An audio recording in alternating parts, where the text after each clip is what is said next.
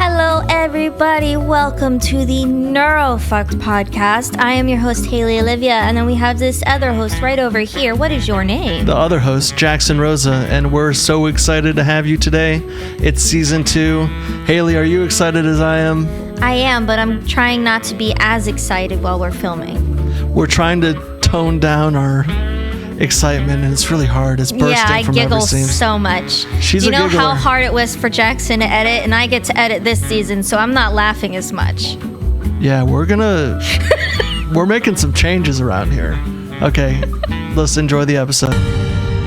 It's time for Neurofucked Podcast with your host, Jaxon Rosa, that mischievous motherfucker. Haley Olivia, what's your name, girl?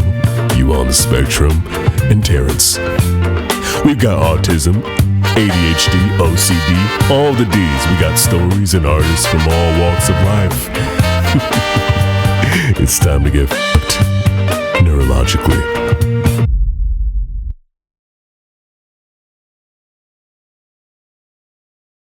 Sound speed.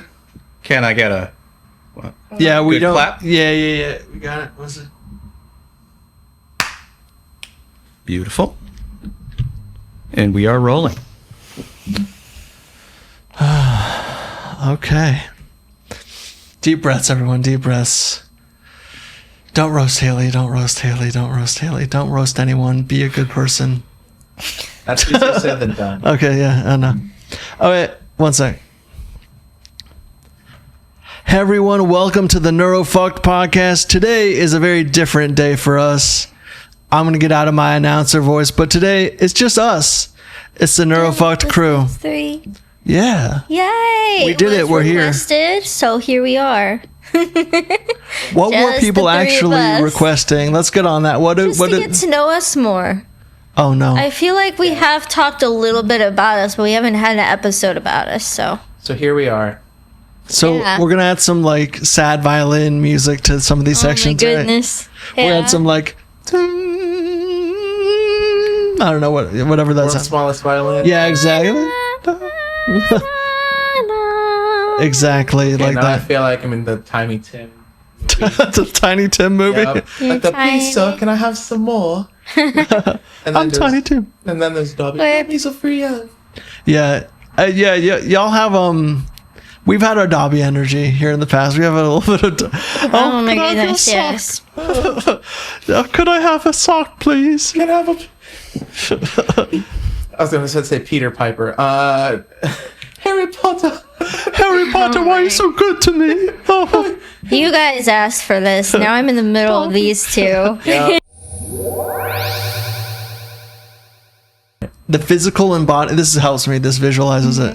Physical embodiment of someone being really hard on themselves. One night, many years ago, there was a place in NorCal. My friends and I finished a production day, and we went there. It's a 4 a.m. type diner.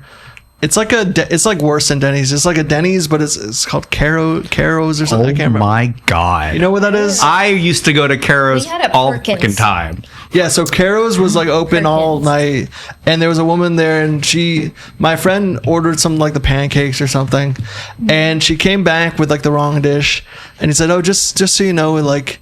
He's being very polite. It's like, this is the wrong dish. I ordered pancakes. She's like, oh, okay, yeah. She's like a little flustered. She came back again with the wrong dish for him.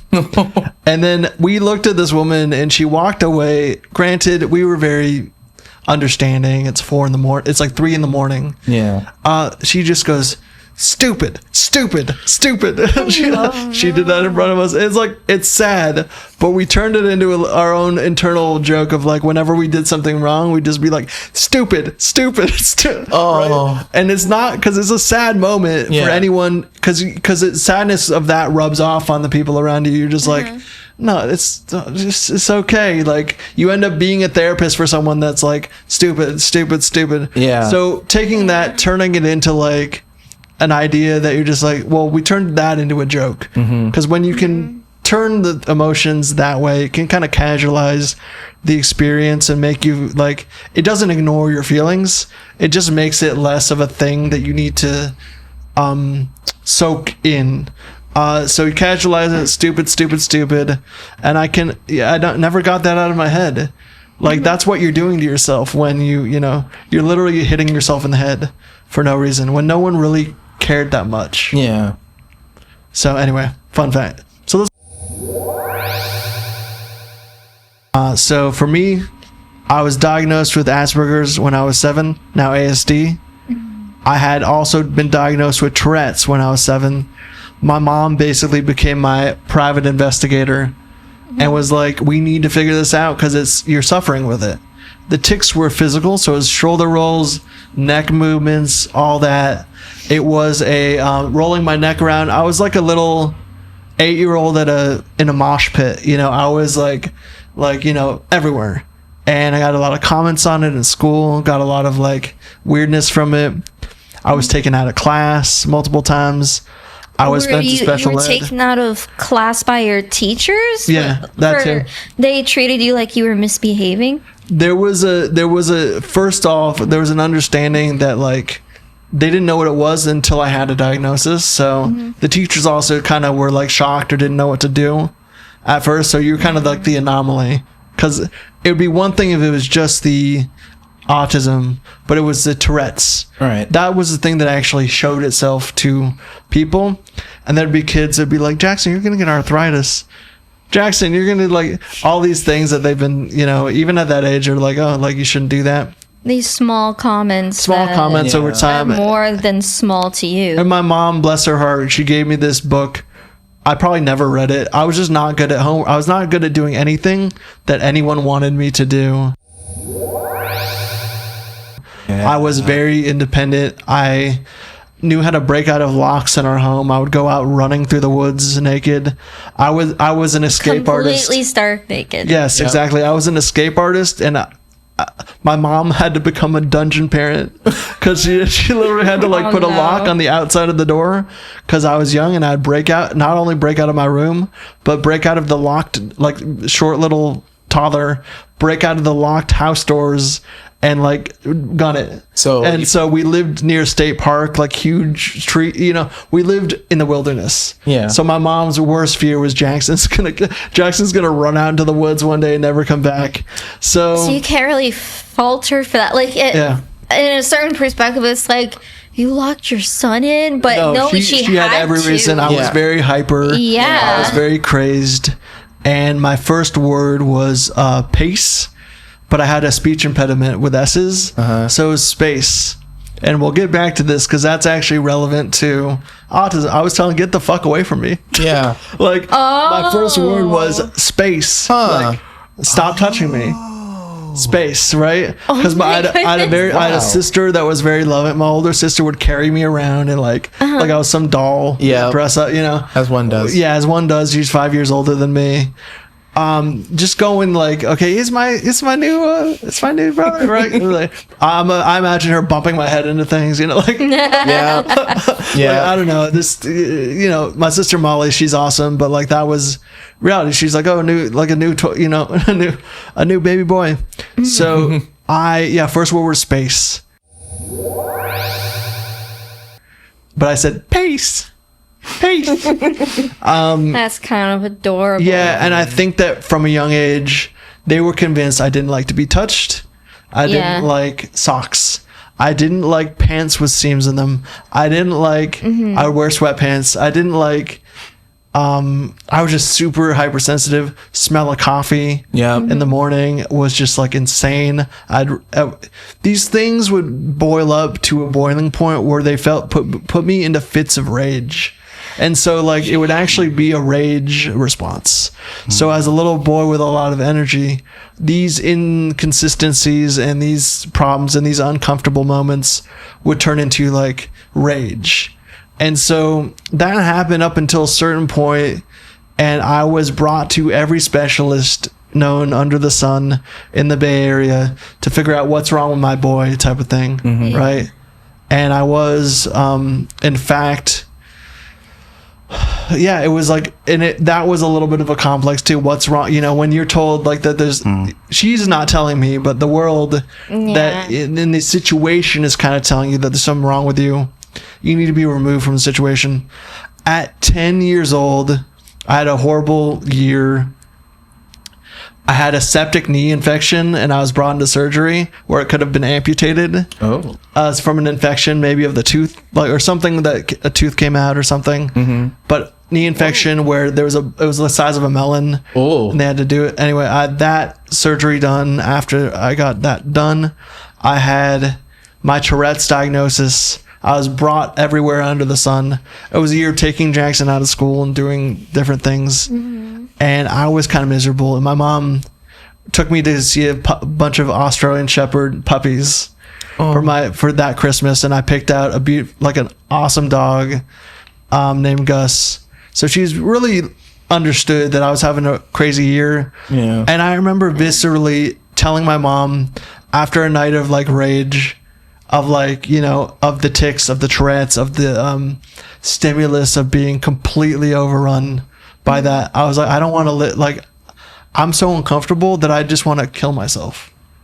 So imagine like telling your mom that at like 10 years old, right? Yeah. You Imagine were 10 years old? Yeah, I'm so uncomfortable in my body that I want it to be over. I want this to be all done.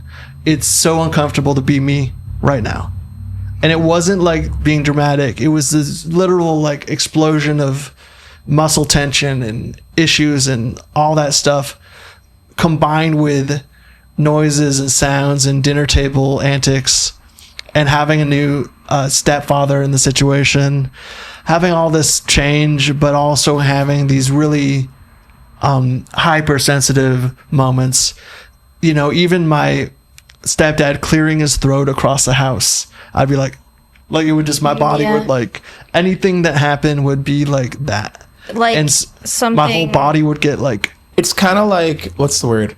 Like a spider sense in a way. Yeah, it was just so, and when you live out in the countryside, if you grow up in those places, it amplifies every small noise. So, you know, I could literally hear a conversation across the house and be like, the world is talking. too loud. Yeah. Stop talking. Yeah. Right. So we found ways of coping. We found ways of dealing with headphones, you know, dealing with different things.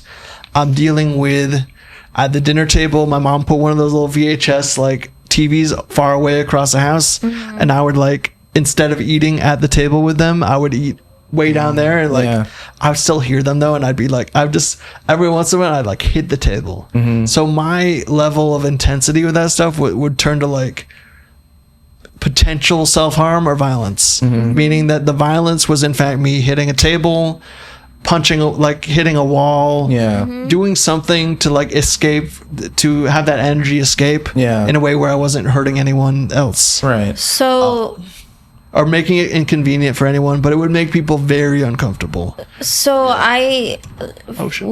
So from then to where you are now, obviously you still experience a lot of autistic. You're still autistic, like it doesn't go away, but you're a lot more adjusted to those autistic traits. What do you think helped get you to that point? I was never coddled in a way that made me feel like everyone was going to move to my beat of the drum. Right. Mm-hmm. I was told right away that there's things that you may work a different job, you might work a different thing, but you are responsible for yourself. Yeah. You can't do that at a dinner table. You can't react that way in society because society is not gonna like that. Yeah. And that's not a bad thing to tell someone, like, hey, like, you need to figure out ways to cope and figure out the situation soon. My mom was close to sending me to like a camp, like somewhere that I'd like live, like a boarding school, like a boarding school for disabled kids. Wow. Like that's how bad, like it was so much, creating so much stress. And I'm so glad she didn't do that or send me to a Dr. Phil style like youth kit, because I would have been so fucked. Yeah. But like that was like that. So it's in the idea of like you need to create solutions early on that. And she encouraged my artistic stuff. When I was playing piano, the tics went away. When I was when I was doing something I loved, it goes away because your brain is able to then focus in intensely on the thing. Yeah. So that's a lot of people. Do you fully agree with that mindset of you're gonna have to just fix all of it. And I do agree. I think that there's a plus and a minus. You don't want to feel like it's done in a way or said in a way where you're on your own, kid. Yeah. Because I wasn't on my own. I had very supportive mom. She got me on medication. She figured out what I needed, and she encouraged my art. So on the flip side, it's more like you need to find ways to cope because you are making things uncomfortable for the people around you. You have to have some sort of responsibility, and you have to have some sort of self-awareness that. So if I was coddled with it, I feel like I would have been like a menace. yeah, it's just where you were at that point. You were just on a different part of the spectrum. Yeah. Then that's what helped, and that's what helped and worked for you. But it helped me be doesn't independent. necessarily mean it's what everyone on the spectrum would need. No, some people would need more like of an understanding or emotional support. Right. I needed that, but I also needed to feel like, because I was very wanting to be independent. I wanted to be off the meds. I wanted to be off everything. Right. Yeah. I wanted what I was very stubborn, and so like there was no stopping me from wanting to live a life. So fast forward now. There was a point in time where it's like, okay, Tourette's, Jaxon might not be able to drive. He might not be able to have a car. He might not be able to work at all. Like the learning disabilities kind of combined paint this picture of the world that you are not like. So the thing I'm trying to bring up is even if you're diagnosed younger, you just have all those existential things younger. Yeah. Like you have all the existential crisis early. And so like it's not like it doesn't happen. It happens early, and you are struggling to then pick up the pieces and figure out how to be a confident young adult. Yeah, it's a completely different story written for you.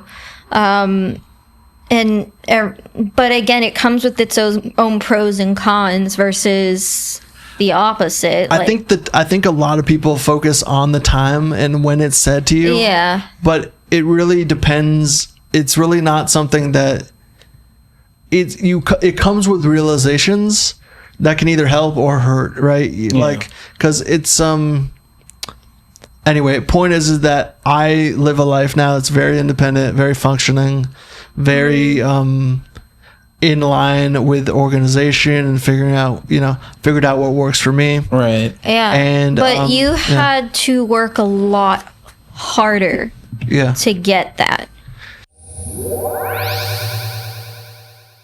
Yeah, I think I really viscerally think back to school when principals and people would be like, you could just drop out. You just don't have to go to school. Yeah. I was doing so poorly that faculty were ready to give me the you don't have to do this. Like you could kill your education if you really want to. Yeah. And that felt horrible. It's when adult and figures of authority. I would love to ask you, if I'm not interrupting a thought, what systems you put in place for yourself to have this independent life now. I know, because you've been helping me over the past few years try to help discover that for myself on what you do. And so I have like a surface level idea, but I don't know like how deep it goes for you, Yeah, so I'm not medicated anymore. I went off I had the type of Tourette's that was able to, when your body chemistry changes, to age out of it. Okay. So luckily, that was like my saving grace, is because I was so concerned through my 20s that if I had to go off my medication, I'd be back to the same kid. Luckily, it wasn't the type of Tourette's that lasts you into your old age. Yeah. I have some that appear every now and then. Right. But it's mild. And so what I'd say to that, Jared, is just like skills that I've acquired over a very long career. Okay. All right. All right, Liam Neeson. So just do so for the kind of ADHD side of the brain that or side of the process that might come up with these things, it is better for me to write a 7-day schedule and stick to that if I put out the whole month. So running a business is like, part of that is like 7 days, what's happening the next 7 days, right out of the planner on Sunday. That's it. So you create schedules, you create structure through a planner, and your planner could look like anything. I do that. That's actually made me more successful than anything. Yeah. What are things that you still struggle with now, though? Even though you've come so far, like I said before, autism doesn't just disappear. Yeah, so cold emails. Oh, I see. Like, no, I think being visible with my autism, being like the idea of being visible to people Yeah. and being too open about it. I would say in dating, it's I know you've mentioned that several times. you're told by society that like these are things you should bring up maybe 3 months down the line, that no one's going to want to hear your deepest stuff right away. And even if it doesn't feel that deep to you, it'll feel like you're saying something about insecurity or your weaknesses to someone. Right. When really you're just revealing a part of yourself that's actually strong. Yeah. So And it's it's been sad people see it as a weakness. It's but- really not. it's not, yeah, and it depends on the person, I don't right? think If it's the a right weakness, person, honestly. But I've learned how to be like, what is done is actually taught me how to mask a little more over time, Yeah. and to be open to the fact that people can discover these things about me later on. So what's changed is more is adaptability to society, and how to not lose my personality, but how to add punctuation. Yeah. Do you find yourself not necessarily irritated, but slightly triggered by, like, for example, me? I haven't known very long. Very triggering. Jax, I haven't known very long that I was on the spectrum, and so I'm in a completely different place than you are, trying to find a happy medium, and I am learning to unmask. So it's the opposite for you. Yeah, I spent my whole upbringing feeling like an outcast.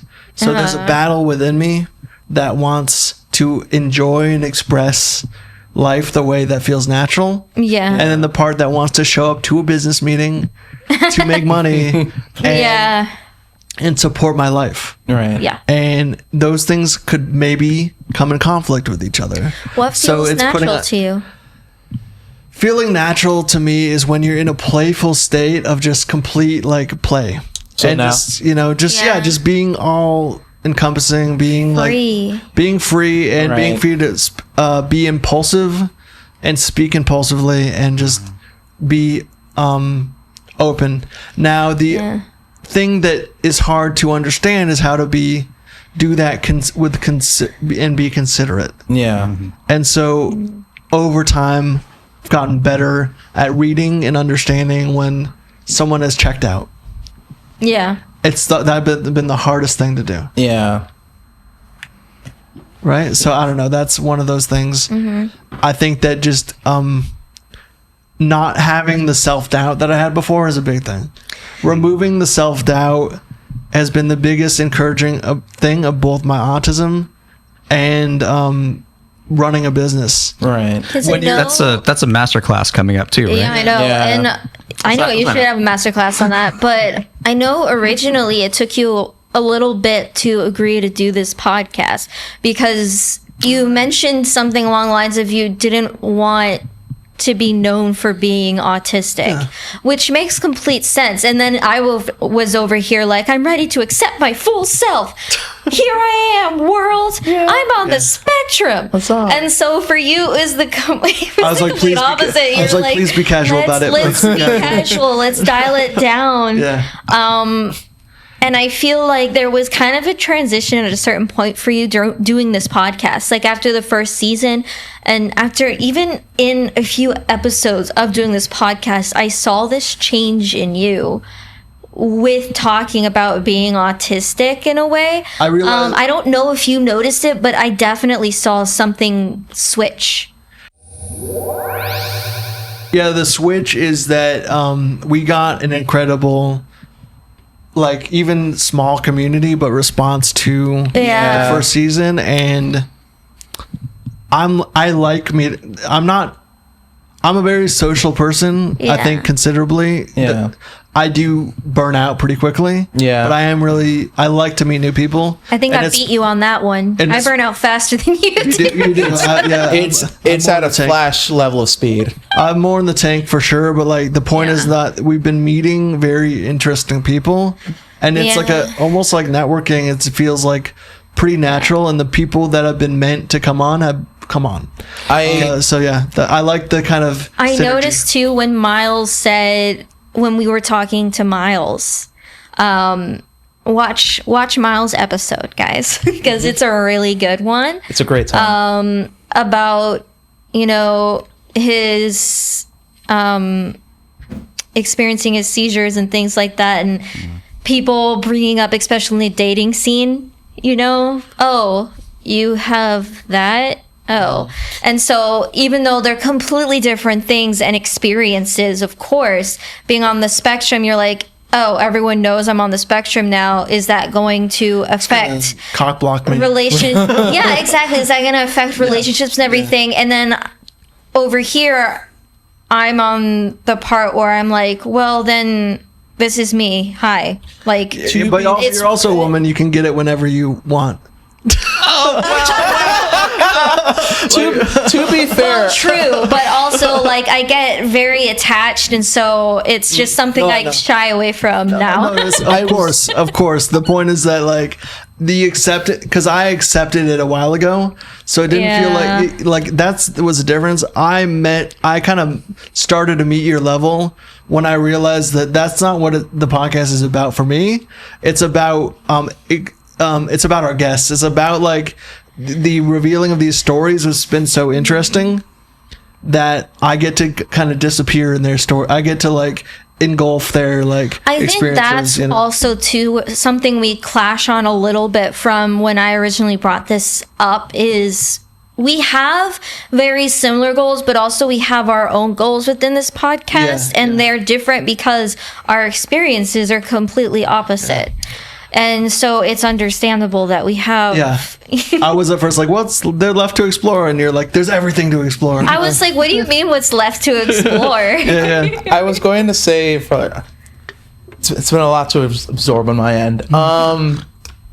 I will say like the good thing that I've learned from having all these people onto the podcast is and in my experience too, is you meet people who will accept you for who you are, and the people that don't accept you, well, they weren't meant to be in your circle, and that's perfectly fine. Like, You'll know pretty quickly. yeah, you'll know it at a heartbeat. Like there was one day where and this is just to veer off for like a quick second, I went home back to Florida to visit my family and my friends for a bit, and then I had this realization while we were at the bar. Every single one of these people are on the spectrum. Every single one of my friends who I was at this bar with, I was like, all of these people are on the spectrum. This explains everything. Because I told Haley about this. I was like, this person's on the spectrum. My friend Jeanette, hi Jeanette, is on the spectrum. They all have like their little knickknacks, and I'm like, I love this. This is great. And it kind of just randomly happened. Like we all had like our little connections in like the most random autistic way possible, and it was nice. So we should start a bar. Sure. The autistic Exactly. bar. That's what we got from this. We should start a bar. I think we should start a Let's have bar. cheers. Can we have a cheers style opening? Sure. But also, I think it's good that we have different goals for this podcast. In the end, it means that we're open to a lot more possibilities with our audience and what they see in us and what they can gather and get from the show, because everyone else has a different viewpoint and a different place they're coming from too. So Yeah, it's I not. think gonna- it makes us stronger. I was surprised that you brought up when you were 10 and you said those words, and I was like, oh wow. Yeah, this was all new for me. Yeah, on this I side. actually don't remember you ever telling me that before. Oh yeah, I was so done. It's like imagine being that done it of life with life. that at was- that age. 10 years old. That's one of the Yeah. most Was like that the powerful things was I've ever heard. was there any other point in time where you felt that way? Oh, so many times. So plenty of times through my adolescence, I was I felt like I was a scrawny little, kid through high school. Yeah. I had so many outlets though. So if it wasn't for my music, I formed a youth band. I formed bands. I played on the radio when I was 14. I got on the, I was doing all the music stuff. Yeah. I had a band that was playing my songs and covers. We did like Aretha Franklin. We did like so many things. Yeah. But like the point is that like I had like that. So when middle school came around, it was like, okay, I met some mentors. My mentor, Spencer Burrows, helped me form these bands of like other talented kids. And that was crucial. If you don't have the activities and the way to pour your energy into, like, I was like, what am I doing? Yeah. What am I doing if I don't have music and if I don't have these things? So I spent many summers obsessively focused on, I built websites for people. I built, I made music recordings. I made beats. I learned how to do the first version of Final Cut, when I was, 14, I was just starting to use all these things, and I was just going in and I would isolate and I would just do these things. And so part of my success is just me understanding what I wanted to do really young, and then not wanting to like, and being a little bit of an outcast from the world. And not trying to convince yourself you wanted something different though. Yeah. No, I think it was cool that you stuck to what you wanted. I stuck to what I wanted probably more than my mom expected me to. Yeah. My sister was the complete opposite. My sister was like ice skating, horseback riding, dance, ballet. Irish tap dancing. She was like the normal, like child that will try all the things and activities and never really. Yeah. I was the opposite. I was like, I need to focus on that. Yeah. So like, so that would be like. And that's a very positive thing. So the reason I say like that about like, okay, being suicidal, being like really just like, I was like a tea kettle that was just always hot. Like that's what it was like. I was always on the edge of exploding into rage. And especially if I got back from school and I felt like I wasn't doing well in school, and I'd get back home and I'd break down crying. I'd just be enraged. There'd be all the stimulus from home. And I'd just be so overwhelmed. And to top that off, the education system being like, every teacher basically telling you that you're wrong, that you did it incorrectly, that you need to be bumped down a class. I was intellectual enough to be in all the AP classes. Whenever someone put a worksheet in front of me, I was slower. I had slower processing speeds. And I was just not gonna do it justice. So whenever a teacher would be like, Jaxon, you're in video production, do you want to just make a documentary about this one instead? I'm like, yes. And I would do the best documentary for that subject. Nice. But I needed, faculty, I needed teachers like that understood. And those teachers are the greatest. Like to sit there and actually look at you and go, okay, they need something different. It's not that they're not smart enough to do it. Yeah, I only had a few phenomenal teachers, and the best things that they did were let me be a little more independent, and then find what I was good at and champion it. Right. So but otherwise, I was breaking pencils. I would be sent tutors, like another student to go help me. Yeah. And I was so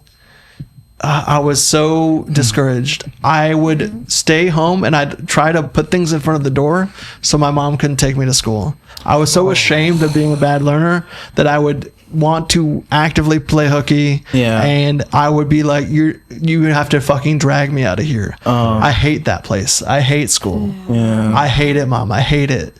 Like I was so my relationship with it's very complicated because I ended up getting a degree and going to college, and things got better.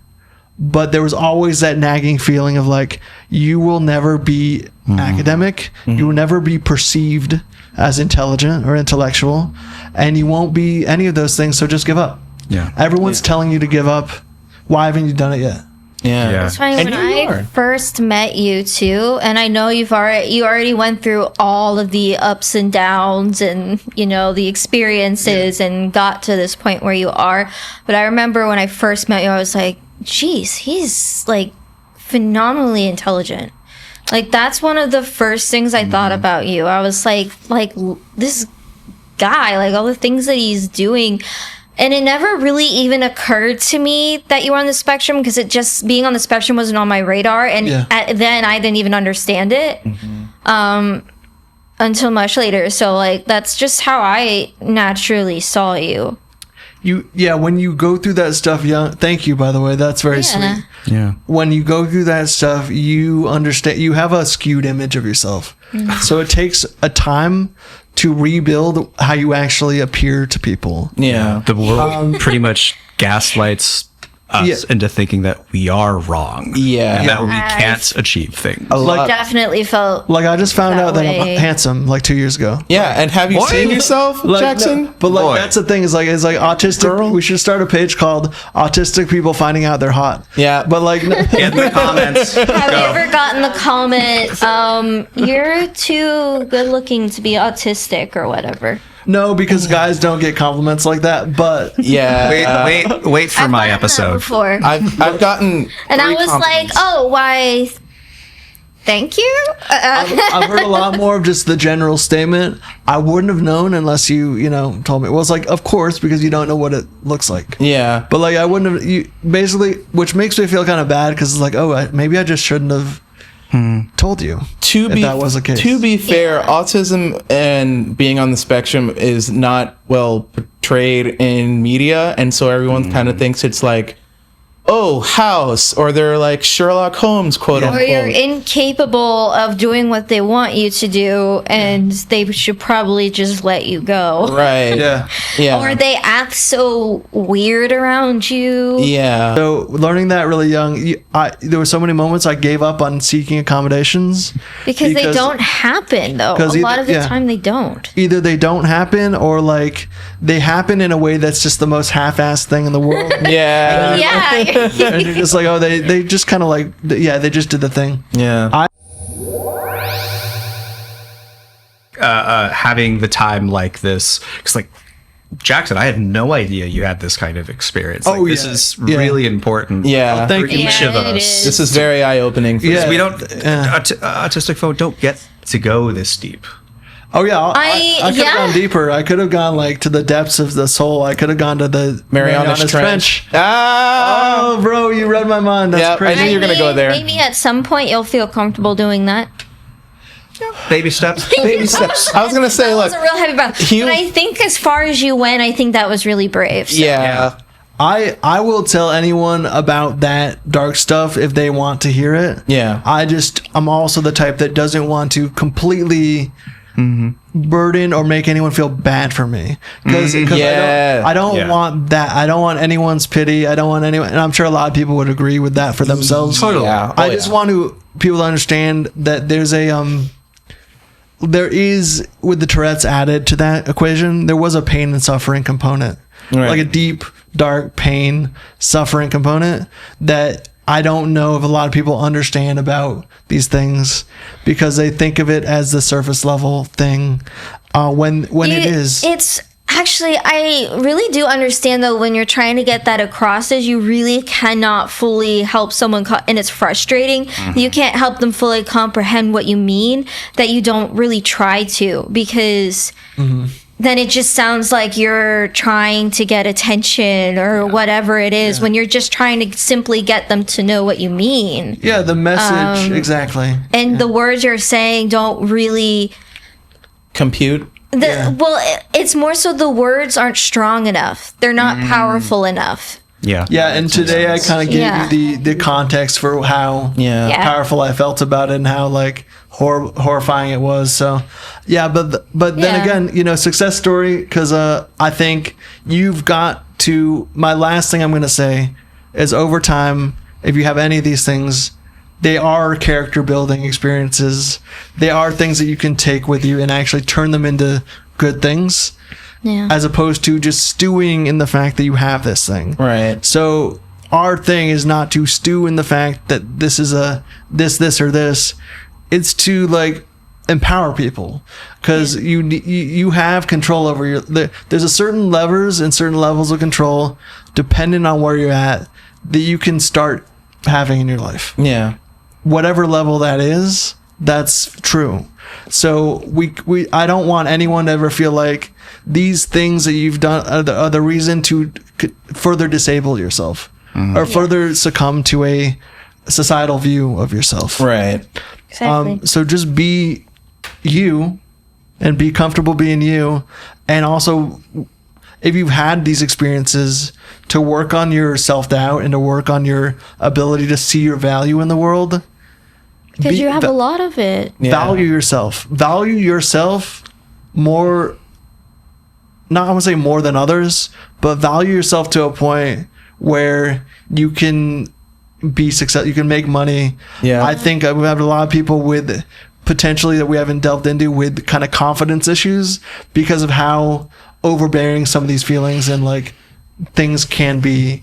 So we want to, you know, I personally, my outcome is to have people living confident careers or confident, like self-owned businesses or like, you know, That's so specific. A cell phone business. no, A cell phone business. no, Okay. self-owned. Okay, I was about to say.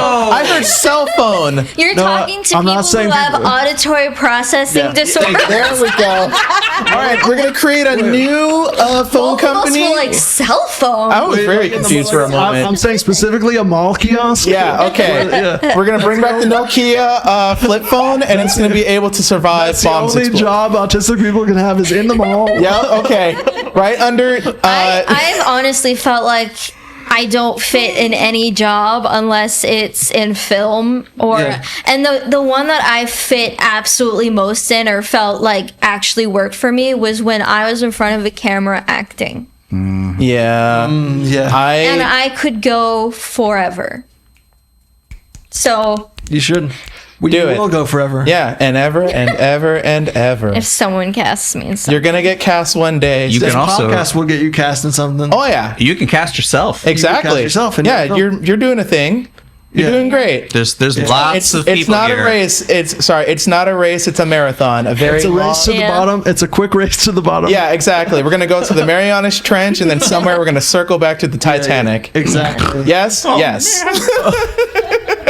Hashtag OceanGate. All right, well, Hashtag Rose could have shared the door. that was that's it. this episode of the podcast. Thank you, Jackson, Oh, for thank you guys. sharing your heart with us. We got a little deep, Yep. and Marianas Trench deep. you definitely learned some things about you that I didn't even know. There Thank we you go. for sharing, Bradley. Yeah. Thank That you. was Yeah, thank great. you. I appreciate it. And you stay tuned, everyone.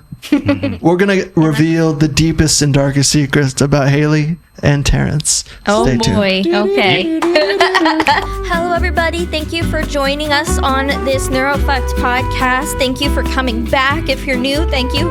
And please stay. Please, we need it. We need all the attention we can get. We're whores for attention. We are forever in your service. We are your simps. Actually, no, we're not those things. But we are interested in having you as a subscriber. And like the video, comment, leave your thoughts, and I just feel be a like good my person. smile is really painful right now. Yeah, your mask. Be a good person.